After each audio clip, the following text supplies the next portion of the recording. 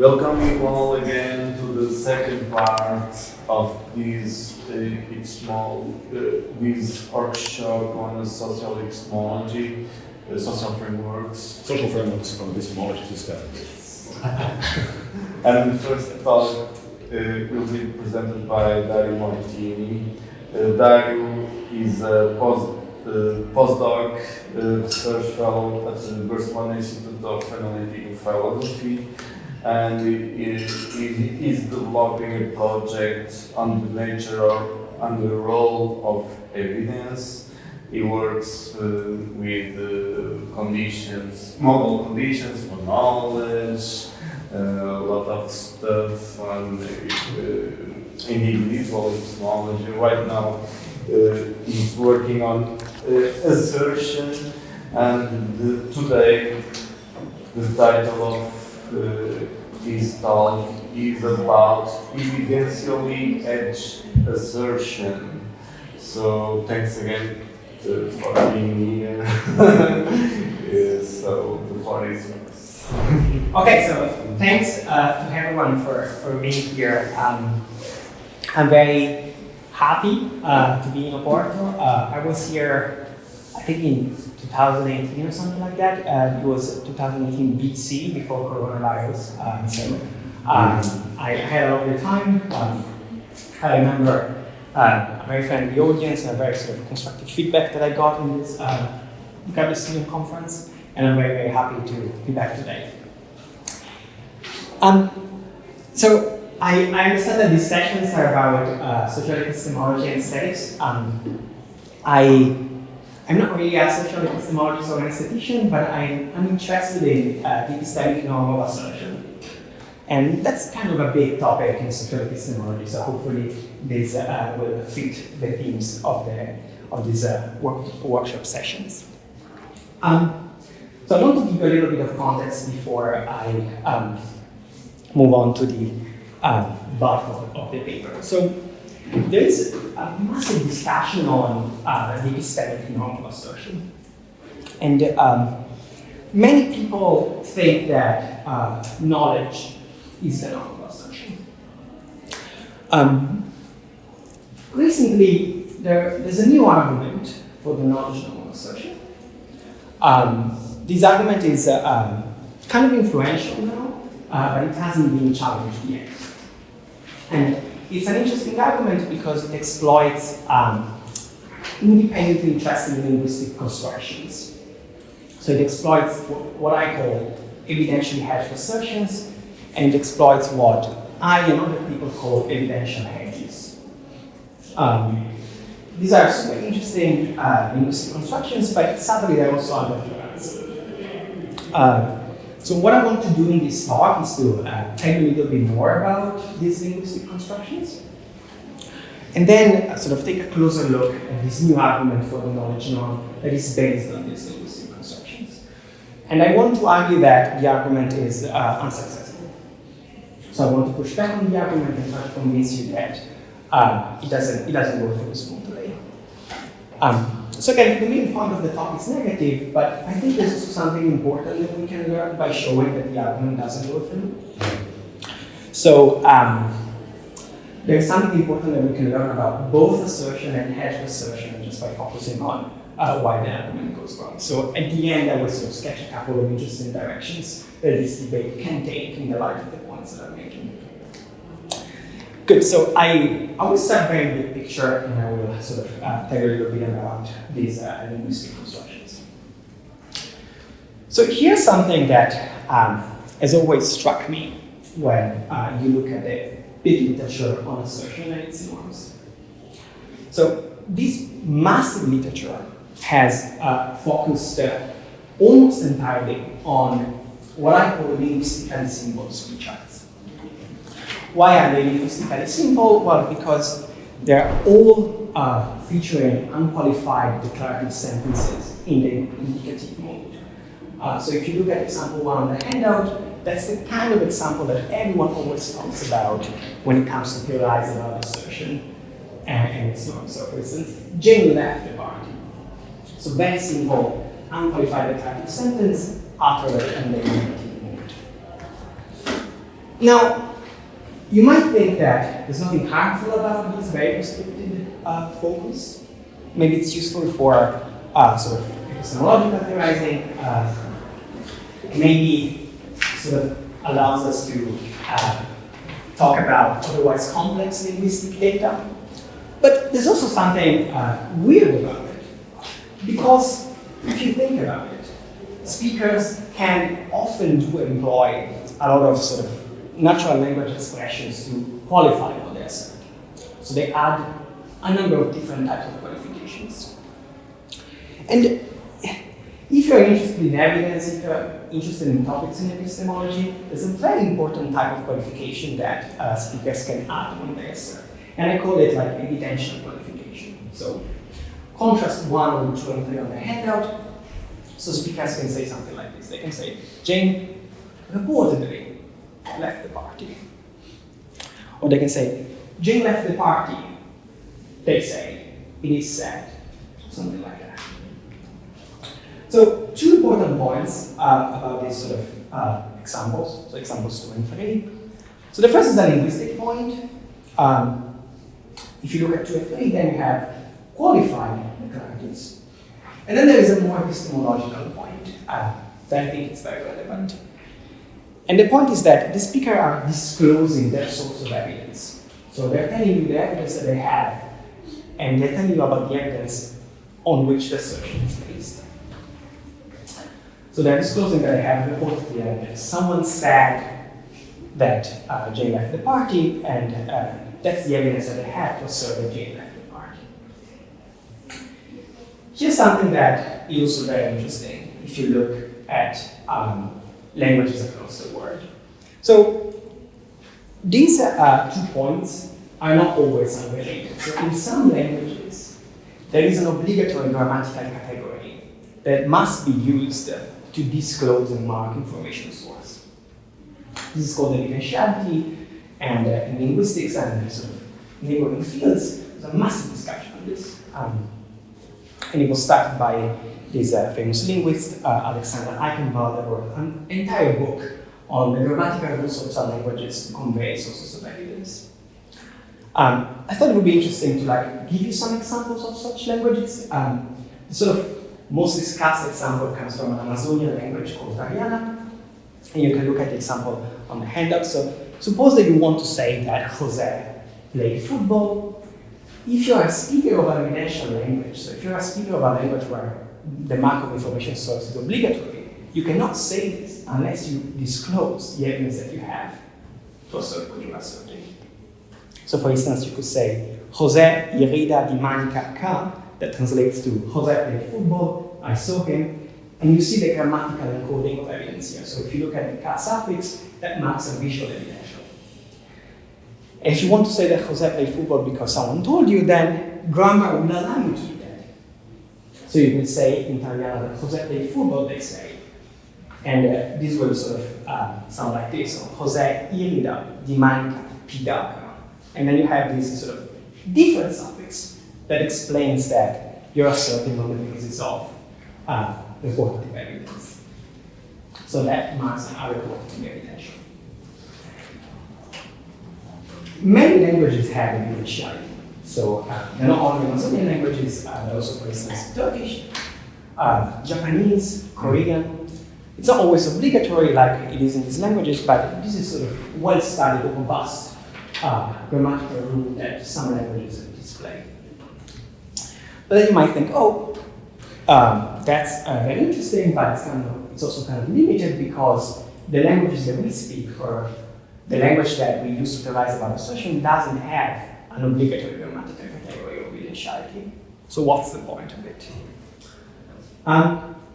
Well, even if there is no strict grammatical category in English, Portuguese, or Italian to mark sources of evidence, there is something that linguists have called evidentiality strategies.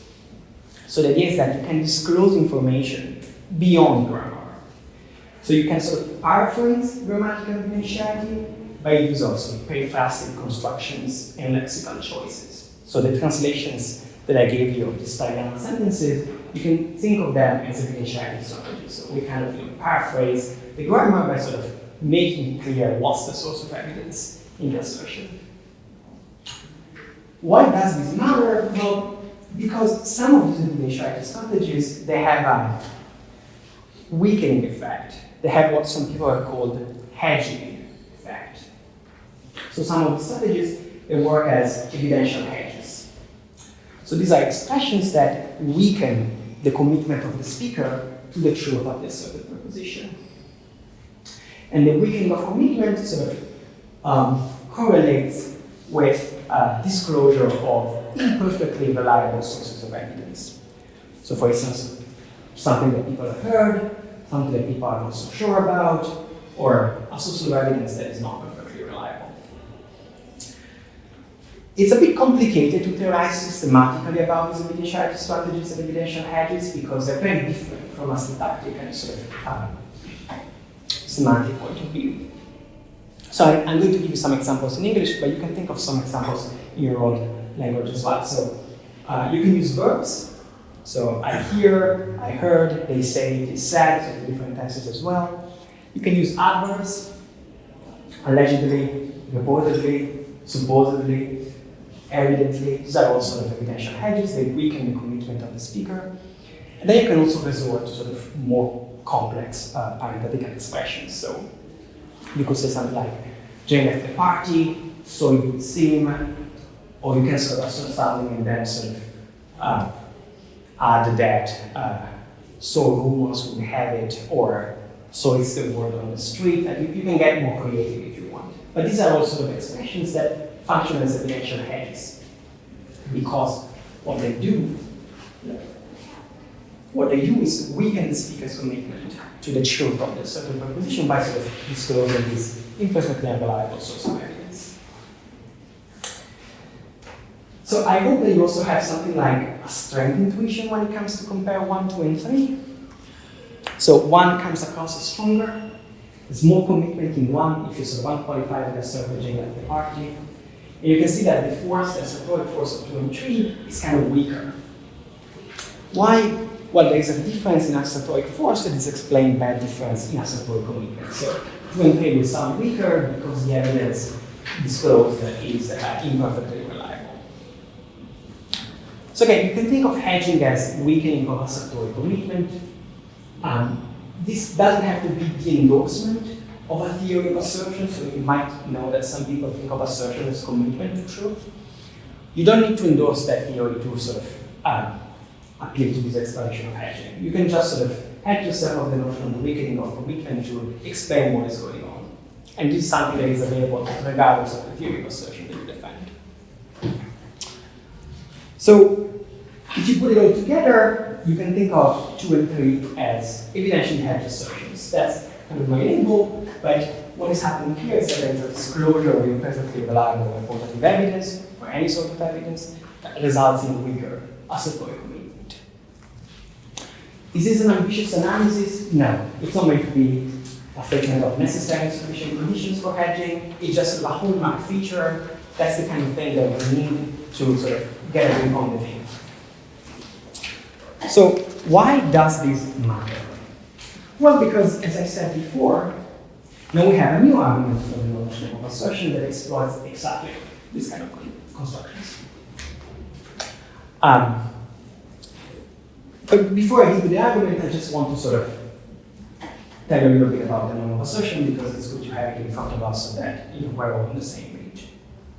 So again, there's this sort of massive debate at the intersection of epistemology and philosophy of language, and it's about the constitutive norm of assertion. And it is that any constitutive norm will impose a necessary epistemic condition on proper outright assertion. And again, this is a very strong connection between the rule and the practice of assertion. So people who defend a constitutive norm, they think that the practice will not be what it is if it wasn't for this norm. And the constitutive norm of assertion has a sort of general schema. It goes like this: one must assert that P only if one phi's with respect to P, and that phi is an epistemic state. What is the relevant epistemic state? Many people in the literature defend that that state is knowledge. And ever since Williamson, very influential discussion, people have thought that, well, the epistemic condition to assert properly outright is knowledge of the asserted position. Many people have defended this, not only Williamson. Williamson, Sousa, the Rhodes, and you have sort of very, very sort of influential people that have agreed with that the norm of assertion is something like the knowledge norm. And it says something like this. So, one must assert that P only if one knows that P.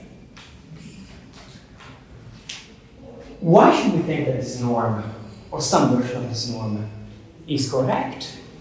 Well, one paradigmatic way of arguing for this knowledge norm is to sort of adduce linguistic data or linguistic evidence that supports the truth of the norm. And there are three main strands of data that people have used in support of the knowledge norm.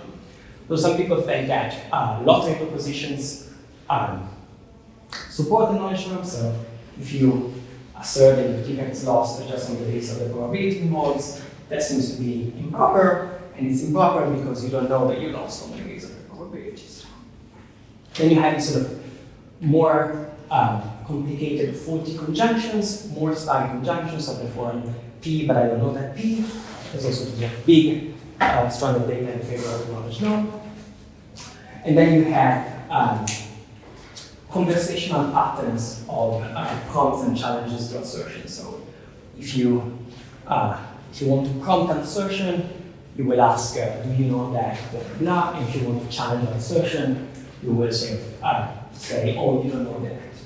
And these are sort of the three main big sets of data that people have appealed to in order to argue for the knowledge norm. So, something that I find interesting that so far hasn't attracted much discussion is that, well, now we have another fourth set of data. And these linguistic data exploit exactly the kind of the kind of constructions that I told you about before. So if you pick up the sort of third edition of Contemporary Debates in Epistemology, you read the chapter on the norm of assertion, and Matthew Benton cites evidentially hedged assertions as linguistic data for the knowledge norm. So this is a new strand of data that, again, hasn't received much discussion. People are citing this new data, but nobody sort of stepped back and thought about whether the data really support the knowledge norm. So let me tell you a little bit more about how exactly this data is supposed to sort of favor the knowledge norm. So Benton and Panerschwick, these are the sort of linguists that from language talk about evidentially hedged assertions. They say, look, let's try to put together the assertions that I told you about before with ascriptions or disavowals of knowledge. And let's see what happens. So if you look at 4 and 5 in the handout, you have exactly the examples that I gave you before paired with a disavowal of knowledge, which means that the person doesn't take themselves to know. So you can perfectly say that Jane reportedly left the party, but I don't know that she did. And again, if you look at the other example, you can also say, well, Jane left the party, they say, but I don't know that she did. So the first observation these people are making is that, look, these hedged assertions go together very well with disavowals of knowledge. Not only that, according to these people, if you put together these hedged assertions with ascriptions of knowledge, so with claims of knowledge, they think that that's not going to be okay. So 6 and 7 on the handout, they think something like this. Jane reportedly left the party, indeed I know it. They think that's infelicitous. Sounds bad, sounds defective. Look at 7, Jane left the party, they say, indeed I know it. They also think that this is infelicitous. Now, if you don't think that it's infelicitous, so if you have different linguistic intuitions, if you think that this is an okay thing to say, I would love to hear from you in the Q&A, because it's not obvious that 6 and 7 are infelicitous. But let's just sort of follow the argument and grant that they are. But again, if you disagree, I would love to hear from you in the Q&A. So let's sort of take 4, 5, 6, and 7 to fixed value, as this sort of new argument for the norm assumes. Now, once you have this kind of types of conjunctions, you can look at the argument that has been given. And I don't like quotes, but I thought it would be good to sort of give you the argument exactly as it's formulated. So this is what these people say. They say, well, on the one hand, these hedged claims always seem compatible with disavowing knowledge, with denying knowledge. So both the hedged conjunct and the knowledge disavowal explain why the speaker did not simply unqualifiedly assert. What does this suggest? What these people say? This suggests that knowledge is what would have been needed to assert it outright.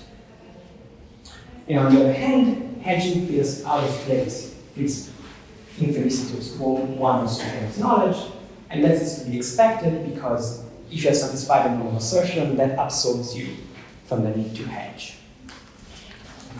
So, you can see what these people are saying in a way. So they're saying, well, look, it's okay to hedge when you don't know, it's not okay to hedge when you know. This suggests that knowledge is required to assert outright. That's kind of simplification of what these people are saying. But we can do better, so we can sort of try to be more precise.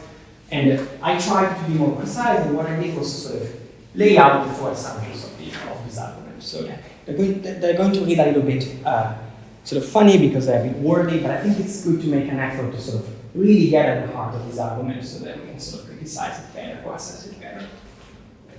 So there are four assumptions. I numbered them in the quote, and I sort of rephrase them in the handout. I use a little bit of sort of simplification, so S will be a speaker, phi can be the epistemic condition required for a qualified assertion, and E is this kind of evidential hedge expression. And the first assumption that is numbered in the quote and rephrased on the handout, I call it hedging compatibility. And it says something like this. So if S felicitously asserts the conjunction of a token of the evidential hedge and it is a level of phi, then hedging in virtue of applying E is compatible with these avowals of phi, where phi is a random epistemic state. Very wordy, but what this means is that you have a sort of linguistic test for compatibility. So take a natural assertion, take a disavowal of an epistemic state, put them together, they sound good, they pass the test. The second assumption is an explanatory assumption. So I call it hedging explanation. It says something like this. So the token disavowal of phi in the second conjunct explains why S weakens commitment. So S weakens commitment and qualifies the assert because they do not phi with respect to P. So this means that lack of knowledge explains proper hedging. So look at the conjunction of in 4 and 5. There is an interesting explanatory connection between what happens in the second conjunct and what happens in the first conjunct. So the speaker hedged weakens commitment because they do not know. You have some explanatory claim. And then with 3 and 4, you have exactly what you need to move to the non-normal assertion. So assumption 3, I call it the qualified assertion, unqualified assertion link, and it says something like this. So if S weakens commitment and qualified asserts that P because they do not phi with respect to P, then S should unqualified assert P only if they phi with respect to P.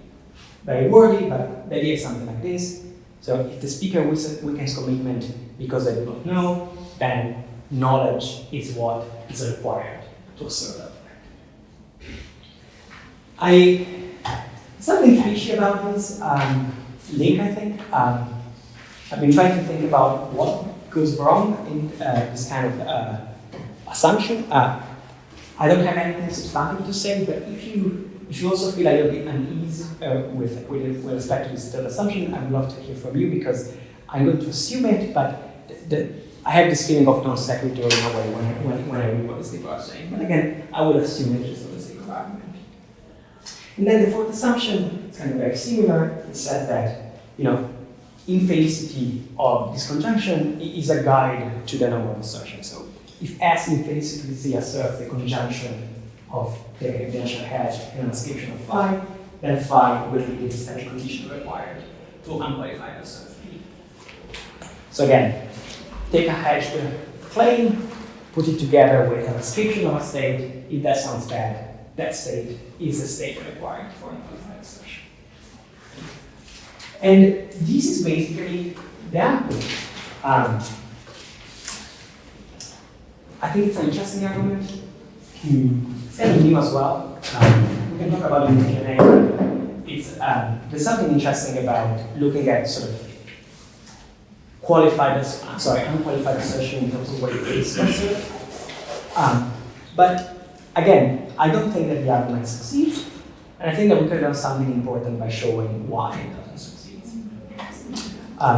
So this is how I'm going to proceed. So I'm now going to look at the first three assumptions, and then I'm going to look separately at the fourth assumption. But the basic thing that I'm going to do is to show you that once you sort of introduce similar conjunctions to other states, you get the very same result, regardless of the normal assertion that you defend. So you can think of this argument as being sort of deficient because it just overgeneralizes. It ends up supporting both stronger and weaker norms of assertion. And if the argument really overgeneralizes, then at least we have one reason to be suspicious of it. So again, I'm going to look first at the sort of felicitous conjunctions, and then I will look at the infelicitous conjunctions. So I'm going to take assumption 1, 2, 3 first, and then 4. So what are the sort of competing norms? There are many, but a sort of natural kind of to look at is a more demanding norm of assertion, more demanding the knowledge, and that's going to be a certainty norm. If you defend a certainty norm of assertion, you will think that assertion requires more than knowledge, to the extent that knowledge does not require certainty, and certainty requires more than knowledge itself. And in fact, people who defended a certainty norm, they're very clear that they want to sort of defend that the norm of assertion is more demanding than knowledge. So it's a natural candidate. You could have other norms, you could have sort of a knowledge of knowledge norm, you could have an absolute certainty norm, but the natural candidate to look at here now is the certainty norm. And he says, well, one must assert that P only if one is certain that P, or only if P is certain for one. Jason Sunday was the first person who defended this norm, and recently Bob Becker has a couple of papers defending the norm. Exactly. So suppose that you like this norm. Can you draw the same conclusion? I think you can. So what happens with these allowance of certainty? Well, you basically have the same result. So let's look at 8 and 9 on the handout. Jane reportedly left the party, but I'm not certain that she did. Jane left the party, they say, but I'm not certain that she did.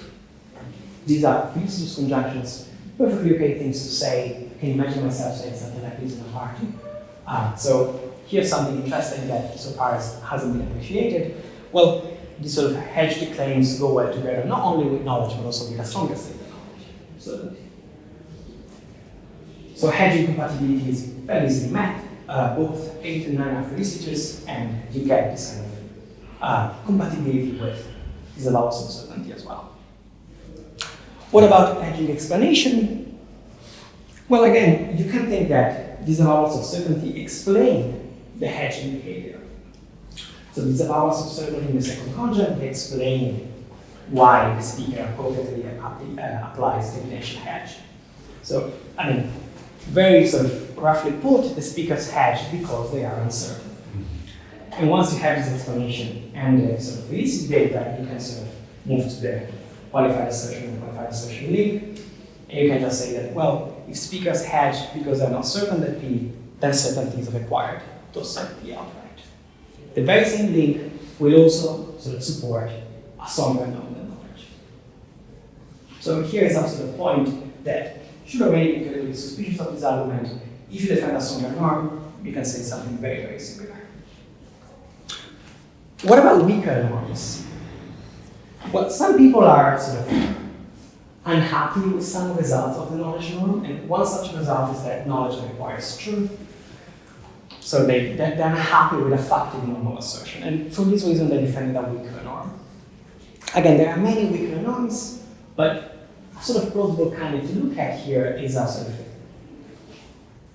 justified belief norm, or epistemic justification norm. There are many versions of this norm, but I think that the most famous one, or one of the most discussed ones, was defended by Jennifer Lackey.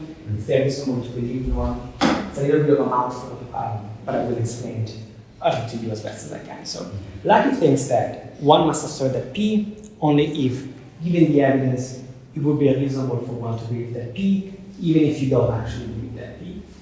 So very complicated norm, but it says that as long as it's sort of reasonable for you to believe that P, then you can assert it. It doesn't matter whether you believe it, because Lackey has sort of lots of worries with a type of assertion that she calls selfless assertion. But it doesn't really matter. What matters here is that this norm is weaker than knowledge, and it is because it's not factive, and that what matters is that we can sort of look at how this norm can cover the same data that the other two norms have already successfully covered. So, what happens when we conjoin hedged assertions with disavowals of reasonable belief? You get something like 10 and 11 on the handout. So Jane and Apothry left the party, but still, it would not be reasonable for me to believe that she did. 11, Jane left the party, they say, but it still wouldn't be reasonable for me to believe that she did. So what do we make of these conjunctions? So, here's what I think we have good reasons to say. I take 10 and 11 to be faces. So these are things that we can say without sounding bad. However, I also admit and acknowledge that something like this is not the kind of thing you will hear on the street. So 10 and 11, they sound artificial, they sound strange, but they sound strange because the norm is strange, because the norm is formulated with weird terms. So it's true that this kind of hypothetical descriptions of reasonable belief are not common in folk epistemology, so that's not the kind of thing you would hear outside of philosophy seminar. But it doesn't mean that they're faces. You don't get the weird oddness of a faulty conjunction like it's raining outside, but I don't know that it's raining outside. So these are just sort of artificial, these are sort of strange, not very common in ordinary language, but that's what people say, right? Is there some kind of robust explanation between these two conjunctions? I would think so. So the disavowal of reasonable belief in the second conjunct explains why the speaker is hedging. So they're hedging because they're thinking that the evidence is not enough, or it's not strong enough to make it reasonable for them to believe what they're asserting. And I think it's very interesting to note that if you defend a justification norm, you can exploit the fact that justification is supposed to come in degree to explain some features of these conjunctions. So, if you look at 10 and 11, you will notice that I added something like a still in the second conjunct. The idea is that, well, the degree of justification is still not enough to assert that, all right? And I think you can explain this fact very well if you define a justification norm, given that justification comes in degrees. So I think you have a nice explanation, and I think that if you define this weaker norm, you can also explain what is happening here. What about the link? Well, again, you can just run the very same argument as before. If speakers hedge because it will not be reasonable for them to believe that P, then reasonable belief is the norm of alternate assertion. Is a required disappear. And again, this is another sort of underappreciated but relevant point. Even if you define a weaker norm than knowledge, and a weaker norm than certainty, you can sort of use these conjunctions to argue for your norm. And I think this is another mark against the argument that I want to discuss today. So what about the infelicity data? Now here, I thought it would be good to sort of pursue a slightly different strategy. So something that I think it's worth asking when we look at the infelicity conjunctions, just to remind you, these are conjunctions 6 and 7 when you have the knowledge description. So one thing that I think it's important to note is, well, are these conjunctions like invariably infelicitous? Are they invariably bad? And I don't think this is true. So here's something funky that happens if you tweak them. So suppose that you take out the in data and you add something like in fact or an end. So 12 and 13, page 4 of the handout. Well, it looks as though something like 12 and 13 will sound okay to say. So Jane reportedly left the party, in fact I know that she did. Or Jane left the party, they say, and I know that she did. I mean, I don't have super clear intuitions here because English is not my native language, but I think that we can say that these are okay things to say, right? They're felicitous. They're not infelicitous as these people think that they are. So here's maybe an hypothesis that is worth thinking about. Well, the infelicity of conjunctions of hedged assertions and other descriptions does not really depend on the ascription of knowledge. It just depends on how you conjoin it. So it just depends on how you introduce the ascription. If you put a lead, it's going to sound bad. If you put in fact, it's going to sound less bad. If you put and, it's going to sound okay. That's more or less what I think. And if you want to substantiate this hypothesis, note that it doesn't really matter what you put after a lead, it's going to sound bad. It's going to sound bad with a weaker or stronger epistemic state. So 14 and 15 on the handout, Jane reportedly left the party. Indeed, I'm certain that she did. Sounds bad. Jane left the party, they say, indeed, it would be reasonable for me to believe that she did. Also sound bad. And again, no matter what you put after indeed, you will get an infelicitous conjunction. And I think that's a sign of the fact that what really makes a difference here is not the description per se, but it's how you introduce it. So what about hedging infelicity? Well, it can be challenged. We can think that these data are not infelicitous, but even if you think that they're infelicitous, these also overgeneralize because you get similar infelicity with other norms. So again, much like the first assumptions, you see how this argument just overgeneralizes, and as long as you can sort of put forth similar conjunctions, you can draw the same conclusion. And I don't think that this is especially good for the tenability of this new algorithm for the knowledge draw. Good.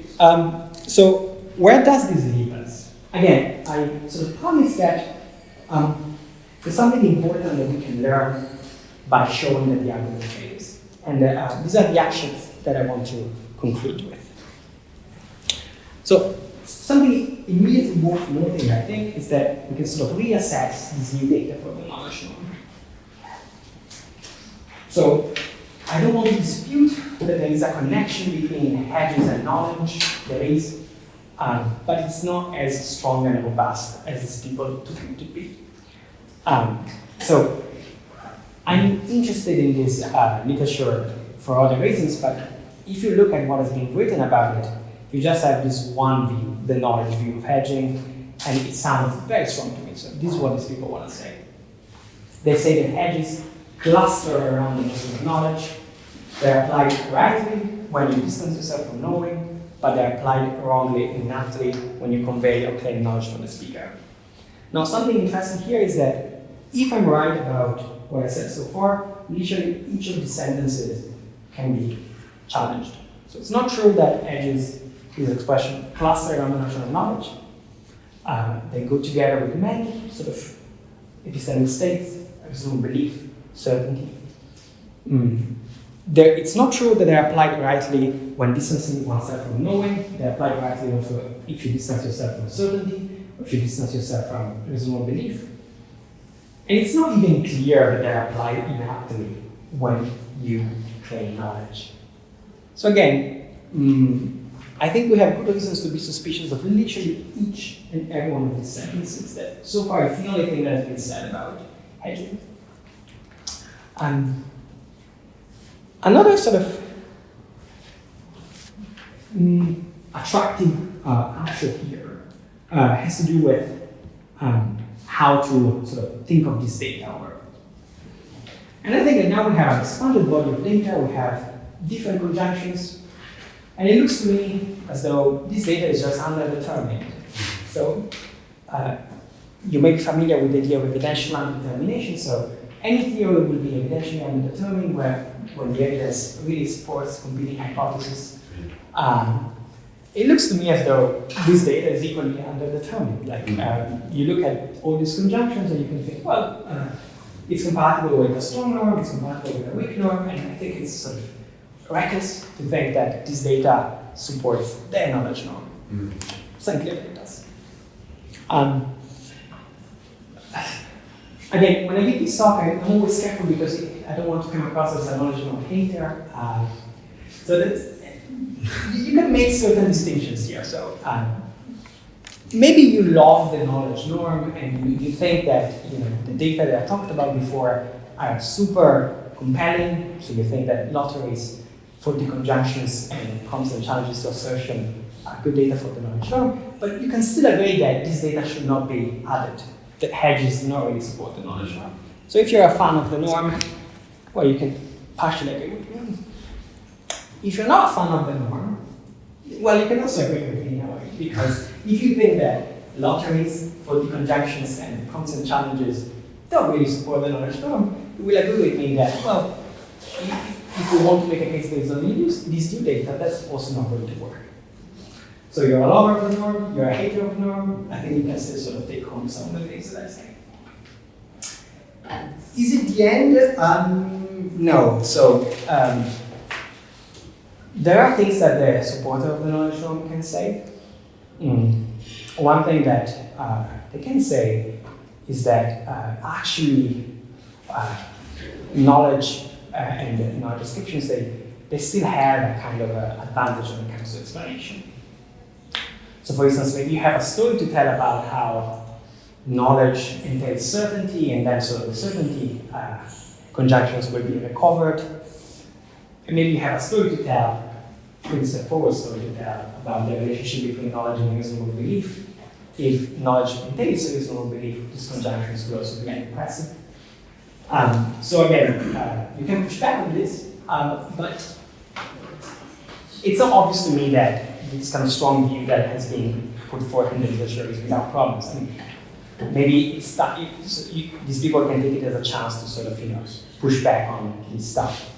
There are also sort of brilliant questions that I couldn't get to, so like, what's the normativity of hedging? Is hedging a speech act? Those are massive questions, but those I will think about in the next month. And thank you for listening, and I look forward to your questions.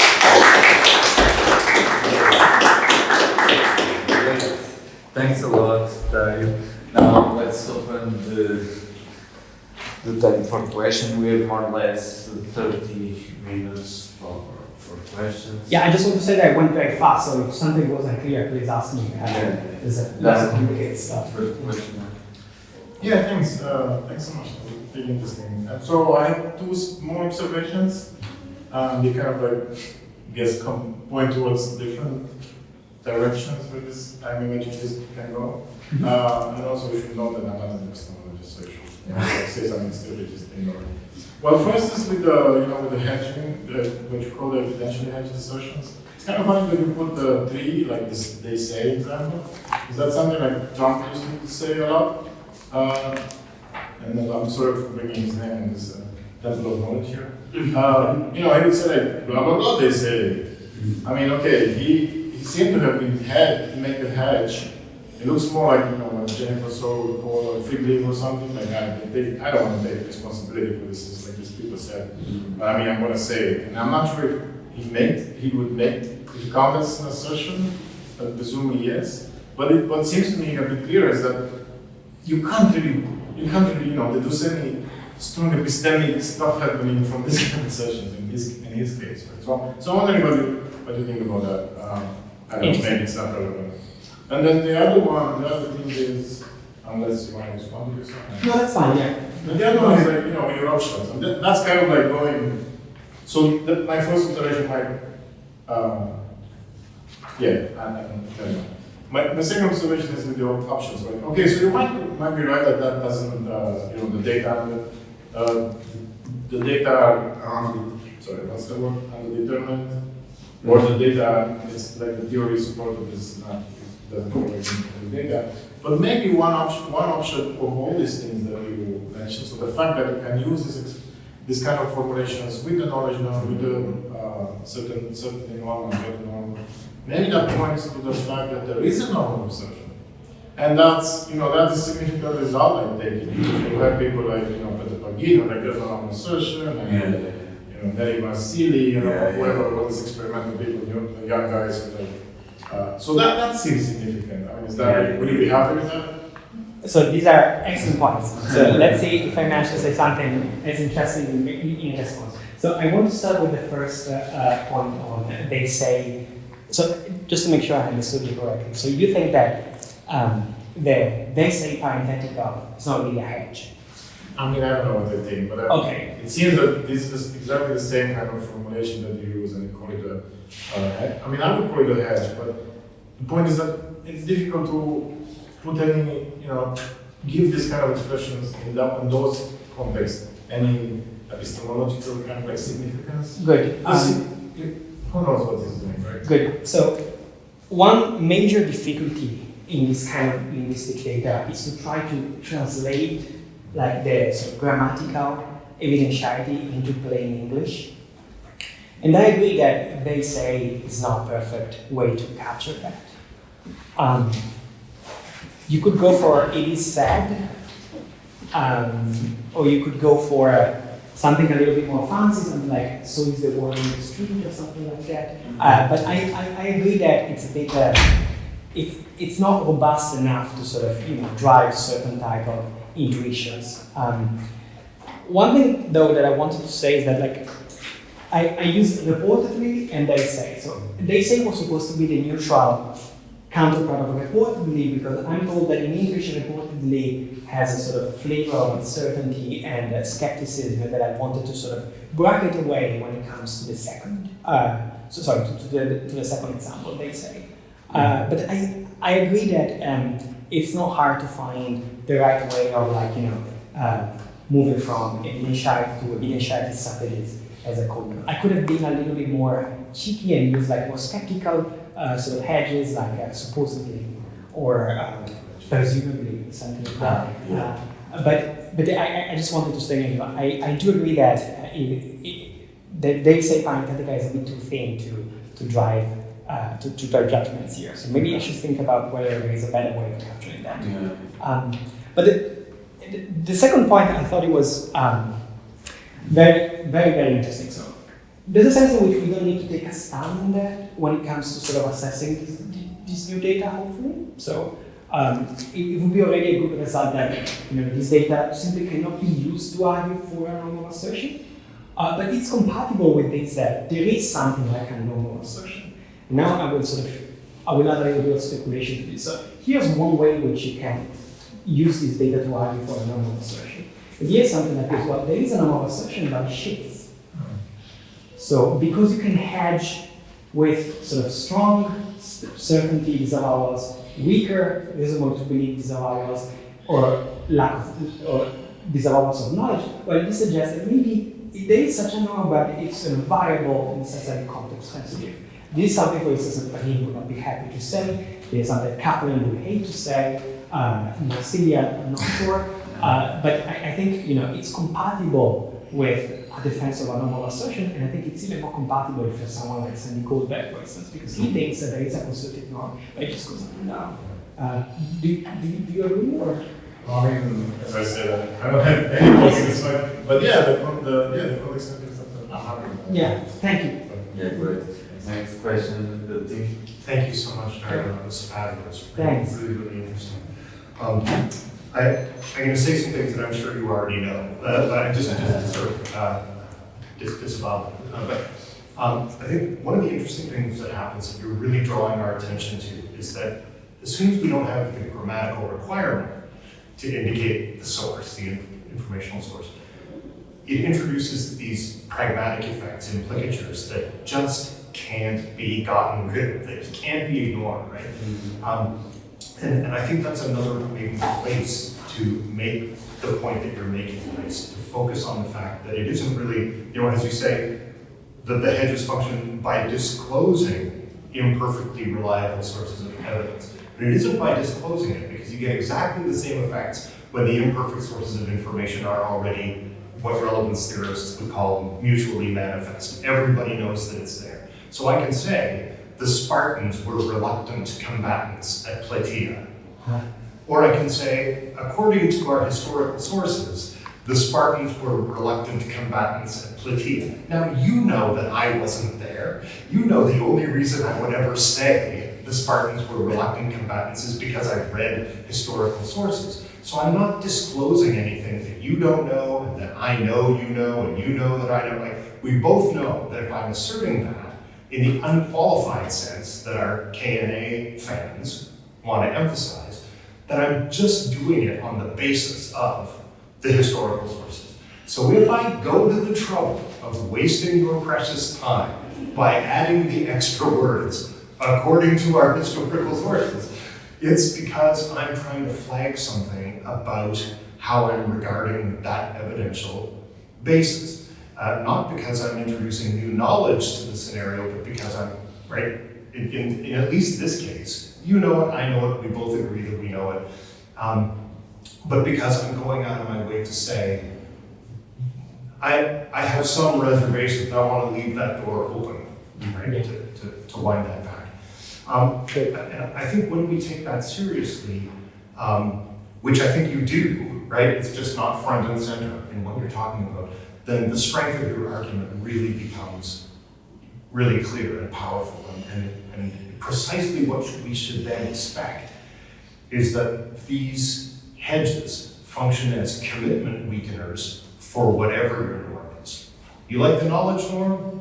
This pulls it back. You like a reasonable belief norm? This pulls it back. You like a certainty norm? This pulls it back, right? It's just introducing some space between whatever norm governs the unqualified assertion and what you're trying to say when you make this pragmatic effect clear. I'll just finish by saying one of the results of this is that both your evidential hedges cluster around the notion of knowledge and what you're calling the steadfast response, which strike me as basically the same response. They don't really, this doesn't strike me as having any force, frankly, as far as the current discussion, because what you've showed is that the hedges don't do the work. Both of these responses amount to saying, well, we could have entirely independent arguments for the knowledge norm of assertion. And I just want to say, hey, force it, or you're knock yourself out, go ahead. But if you've got those arguments, then you don't need these hedge arguments. And if you don't have those arguments, these hedge arguments don't do anything for you. So all in all, just a really powerful paper, and these are just some friendly remarks about no, this is beautiful. So I'm very grateful. So I agree that once you have sort of a neat, pragmatic story that is way more general than the normal assertion literature in place, then you can really weaken or like at least sort of undermine the weight that's been given to this kind of data. Because if we have this kind of pragmatic story, this hedging effect or this weakening commitment effect will be just happening independently of what you conjoin these hedge assertions with. And I think it's very useful to say this, and it also strikes me as plausible when it comes to sort of think about the weight this argument has. So like there's nothing specifically about knowledge here. Here we're talking about a very, very general pragmatic phenomenon that could be somehow captured by standard Racine pragmatics or like some Marxian or something like that. So I think that's very interesting. And I'm happy to hear that you think that the steadfast response and the sort of clustering line are dubious.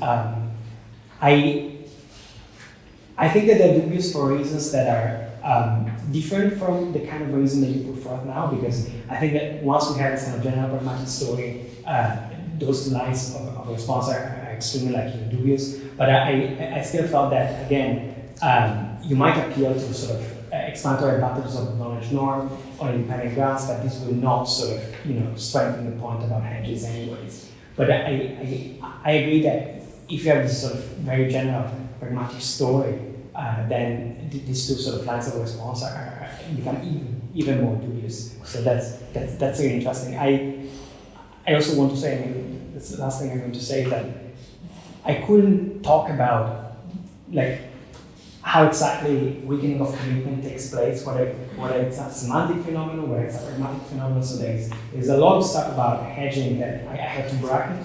But I think you start to give the beginning of a very plausible story, which is like these hedging expressions that have pragmatic force modifiers or something like that. Just weakening commitment by sort of implicating or something like that. It would be interesting to give a full-fledged theory, I think. But one of the things that it would let you do, I think, is that when you talk about the ways of making the awkwardness go away, some of those conjunctions, all of that stuff would sort of fall under the heading of cancellation. Yeah. Right? These are all different ways of canceling the kind of pragmatic effect that's been introduced. Yeah, something like Jane reportedly left the party, and I know that she did. I trust the people who came. Something like that. And then you're canceling the implicature of unreliability or ignorance or lack of knowledge or lack of good epistemic standing just by solution applying. That's it. Good. Thanks. Let's move on to John. Your question. Okay, thank you. Yes, although I was thinking about pragmatics as well, it's kind of interesting because I'm looking at kind of 14. I think it's the yes. I think kind of 14 strikes me as kind of felicitous, but it also strikes me as kind of saying something quite different to what it says on the surface. Because I think kind of pragmatically, I think 14 kind of like seems to be basically implying I don't really believe it. So it's kind of one of the things where because I'm choosing not to straightforwardly cancel the assertion to say, and she did actually leave the party.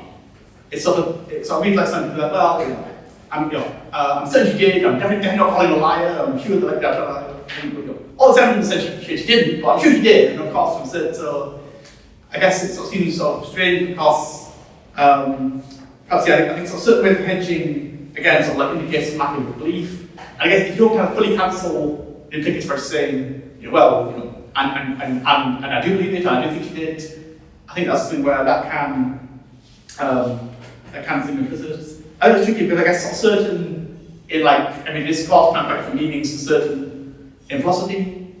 So I think it's perhaps like an idiomatic thing, but certainly I don't know itself. But it comes to like even certain, you say I'm certain you did, I'm certain that happened. I think often in like every discourse, I'm not saying something strong, perhaps in philosophy. So I think again, sometimes pragmatically, I'm certain that kind of X happened is actually kind of a bit weaker than X happened really. So that's very rambling thought. But I guess the idea is it seems to me perhaps that there's something going on in 14 where I think 14 might be felicitous, but felicity is saying something quite different. So basically, like still kind of being hedged in some way because they're still refusing to say just she did leave the party. They're kind of sort of saying something, well, I'm sure she did, and I'm certain that's right, but not quite, and she definitely did. Yeah. That's a random question. No, that's very interesting. So I'm very keen to hear what people make of these weird conjunctions. Because I agree that they're weird. Like it's good to have multiple takes on them. So I think that what you say nicely dovetails with what Tim said, because you still have this kind of pragmatic effect that you can sort of play around with if you add some information or if you cancel the kind of implicature with hedging. I just want to sort of maybe expand on some of the things that you say, because so I guess there is a sense in which 14 might be infelicitous because it doesn't seem very cooperative to say something like 14. So you can also use the knowledge case if you like, but so the first hedge conjunct weakens commitment in a way, and the second certainty ascription strongly restates it. So maybe you can make sense of the weirdness of it just by sort of saying, well, it's not a very cooperative speaker, one that just first weakens and then restates commitment in the space of literally the same assertion. But then I'm also sympathetic to the kind of thing that you said, which is like, well, there's a sense in which you can add this just to clarify your stance on the hedge, and then you would sort of cancel away the sort of implication of unreliability. So I think I take what you said in the sense that it's tricky to understand what is happening in these kind of conjunctions. There's a sense in which they're felicitous, there's a sense in which they're unfelicitous, and it's good to try to distinguish why they sound like that. But thanks, that's helpful. Thanks. Okay, great. You have time for more questions if you want to. No, I have one. Good, yeah. Okay, Tiago. No, Okay, and after that, you maybe your question. So, I'm a bit skeptical about the linguistic data to conclude anything because it depends on the intuitions, and the intuitions is not something neutral. Depends on context, depends on geographies and so on. So that is my first point is to have linguistic data to argue for something is not good enough according to my view. A more substantive point is about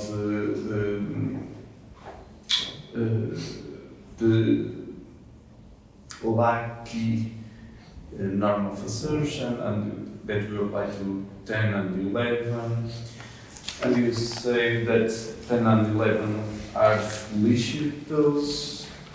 But why? Why are they felicitous? Suppose that we accept a non-reductionist account of testimony. In that sense, we are entitled, and so it is reasonable to accept what speaker says, even if I do not have sufficient evidence. So, to say that 10 and 11 are felicitous, it seems to presuppose reductionism in testimony, but I'm not reductionist. So, for me, 10 and 11 are not felicitous. That is my point. What do you think about? Yeah, good, very good. So the first point is something I agree with. So, but that's a very general problem with like arguing for a norm in terms of linguistic data. It doesn't matter whether they're hedging, it might be the same with lotteries, it might be the same with focal conjunctions, it might be the same with constant challenges. There are interesting expired results on these sort of cultural variations in sort of speakers and also of assertion. I think it's good to at least be a little bit on the fence. These people are not on the fence, I sort of follow them, but I agree that it's good to be a little bit skeptical. I really like the point about 10 and 11. So I was worried about this as well. So there's a sense in which 10 and 11 will sound okay to a reductionist, and they will be sort of, they will outrage an anti-reductionist. One thing that could be worth saying here is that we should distinguish between the epistemology of hedging and the sort of semantics/pragmatics of it. So, I mean, it would be, of course, a bad result if we can counter this new argument for the knowledge norm just by buying into some kind of reductionism. But there's no sense in which all we need to counter it is to show that we can generate similar conjunctions with other norms. And if I need to buy the bullet on some kind of reductionism just to get the data right, I think that in the context of the discussion is okay. Will it be overall okay? No, but I agree that there's something anti-reduction sounding on this. But anti-reductionism is there in the first place because bracketing the sort of pragmatic story that people very helpfully pointed out before. Why would you think that a qualitative evidence weakens commitment? Well, because a qualitative evidence is somehow, worse than perceptual evidence. So, could you even tell a story about weakening of commitment without sort of at least winking at the reductions? Maybe you can, but when I first looked at this data, I felt that, these go very well with the reduction, and anti-reduction will be happy. But again, maybe we can distinguish between language and epistemology, and let's look at the felicity of it, and then bracket the complicated questions about epistemology. But that's good, I agree. Great, thanks. A figure. For what it's worth, I think every form of credulism or anti-reductionism on the market has a proviso that says there are circumstances under which you don't accept the testimony. So these would count as felicitous just because even an anti-reductionist would say, and I'm drawing attention to the fact that this is one of those cases. Yes, that's interesting. Yes, yeah, so I didn't want to sort of, ridicule anti-reduction. You also have, like, I don't know, the figure conditions, all sorts of clauses that you can add. I mean, I'm a reductionist. I just don't think that these would cause problems for anti-reductionists. They would just say, I mean, anti-reductionism doesn't mean you always have to accept that. Sometimes there's reasons not to, and these would be felicitous because they'd be saying, this is one of those cases where there's reasons not to. Yes, very good. Thank you very much. This is just a small remark, but in upshot number 2, when you talk about the data being undetermined, I don't have a large amount of knowledge concerning norms of assertion, but I feel like a few philosophers, and I'm thinking of Siemens, when she treats norms of assertions, she defends the knowledge norm of assertion, but she's very much open to other alternatives in norms of assertion. So this might, this remark that you made that may I equally support competing hypothesis on the norm of assertion seems like it goes along with the literature. Like I think a lot of people working with norms of assertion, even though they defend a specific kind of norm of assertion, are actually open to other norms of assertion being utilized in some scenarios. So I believe that this could be a big advantage in your arguments. Yeah, no, that's a very fair point, and I think I should have been more cautious when it comes to this underdetermination point. So maybe I want to downplay it a bit now that you're drawing the attention to this, because you're right that there are all sorts of distinctions and cases that are covered by different norms of assertion. I guess maybe there's a better way of making the point in the light of what you're saying, which is like, well, when we look at these hedging patterns, then, well, that data is not really probative for one norm of assertion. But I agree that people are sort of more open to other norms, and also something that kind of nicely drops out of what you said is that not everyone argues for a norm of assertion on the basis of linguistic data.